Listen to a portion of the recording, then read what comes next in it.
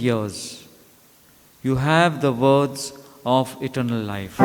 Sing hallelujah, sing hallelujah, sing hallelujah to the Lord. Sing hallelujah, sing hallelujah, sing hallelujah to the Lord. The Lord be with you. And with your spirit. A reading from the Holy Gospel according to Saint Luke. Glory be to you, O Lord. Chapter 9, verses 46 to 50. And an argument arose among them as to which of them was the greatest. But when Jesus perceived the thought of their hearts, he took a child and put him by his side, and said to them, Whoever receives this child in my name receives me, and whoever receives me receives him who sent me. For he who is least among you all is one who is great. John answered, Master, we saw a man casting out demons in your name, but we forbade him because he does not follow with us. But Jesus said to him, Do not forbid him, for he that is not against you is for you. The Gospel of the Lord. Praise to you, Lord Jesus Christ. Dear brothers and sisters, we read in the scriptures that Jesus spent the whole night, meaning to say it would be from evening 6 to morning 6, 12 hours in prayer before he chose the 12 apostles. Just look at them. Were they perfect men? Were they holy and spotless? We know the answer. The answer is no. They were all men with their own imperfections, shortcomings, failures. And we hear today in the gospel passage that they had this argument among themselves. Who is greatest among them? You're talking about apostles, the chosen disciples, arguing who is big among them. That jealousy, that comparison, all that. And then, let me ask you this question. Among the 12, whom do you think is one of the best? Who is one of the best among the 12? Obviously, you won't say Judas. Who is coming to your mind? Probably John has come to your mind, whom we think as the beloved disciple. He who sat next to Jesus at the Last Supper table, he who was at the foot of the cross, the beloved disciple. And in the passage of the day today, we have a little description about John.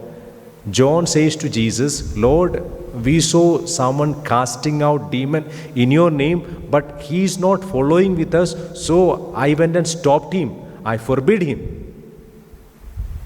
The Lord says, do not forbid him. He who is not against you is for you. But let's just look at this attitude of John. What was his attitude? He was very intolerant.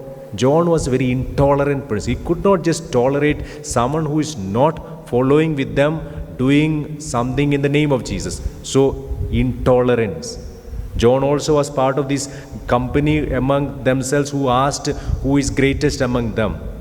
Then, the next passage, if you look at just now we finished Gospel of St. Luke chapter 9, verses 50 up to 50 we read. Continue reading from 51. What we read there is Jesus passing through the village of Samaria, and the Samaritan did not accept Jesus. Immediately, James and John, whom Jesus called sons of thunder, they are, when John and James are there is lightning. So, sons of thunder, they came and asked, Lord, shall we call upon fire from heaven and burn them? Who is asking? The beloved disciple. Shall we call down fire from heaven and consume them? What does that show about John's nature, character? That anger, that hot-tempered nature.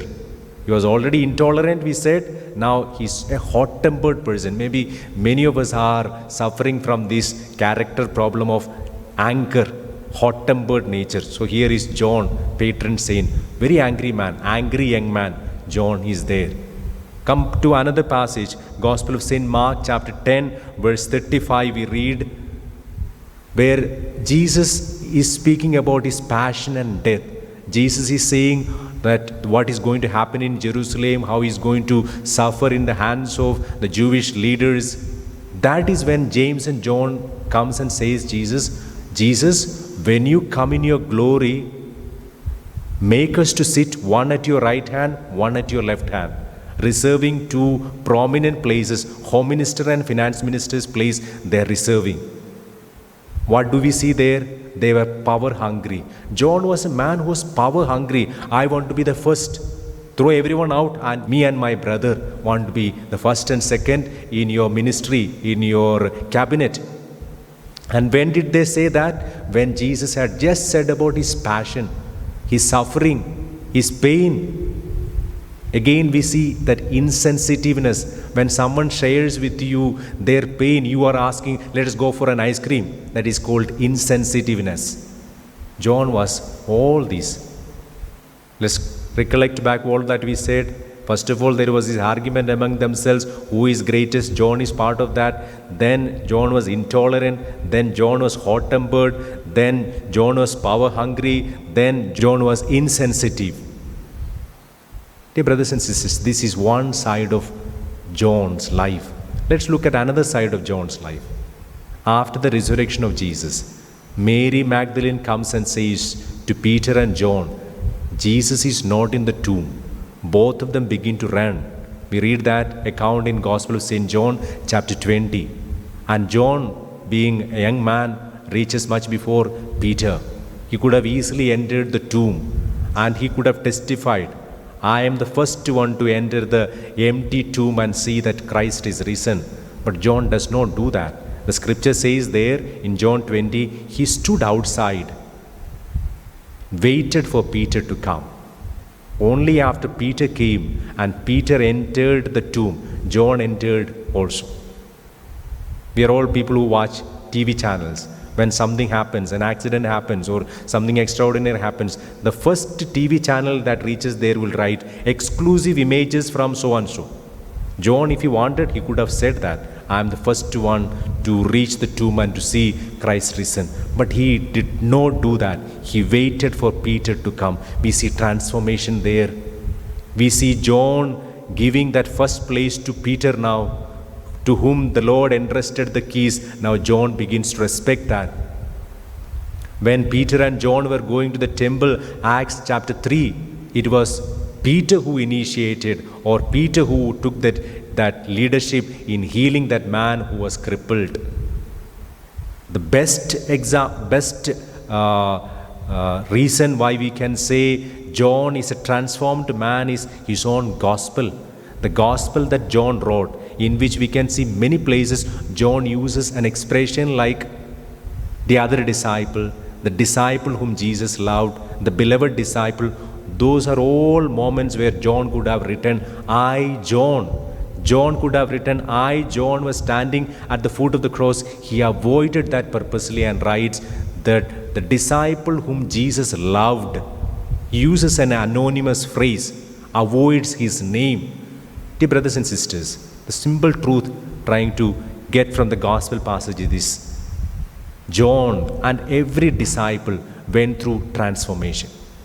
They all had their own share of shortcomings, failures, weaknesses when they were called.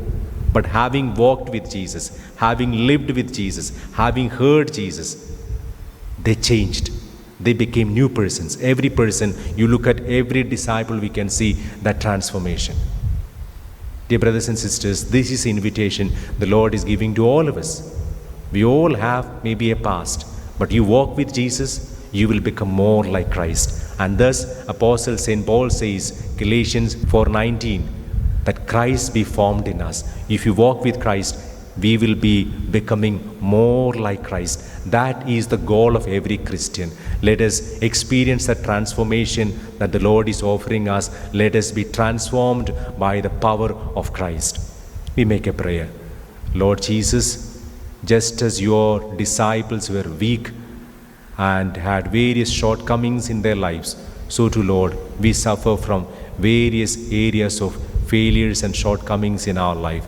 May your presence, may your love, may your mercy, may your grace bring about transformation in our lives. Lord, we pray that your grace may change us to be more like you in all that we do. Mary, our Mother, we ask your intercession. Hail Mary, full of grace, the Lord is with you. Blessed are you among women, and blessed is the fruit of thy womb, Jesus. Holy Mary, Mother of God, pray for us sinners, now and at the hour of our death. Amen.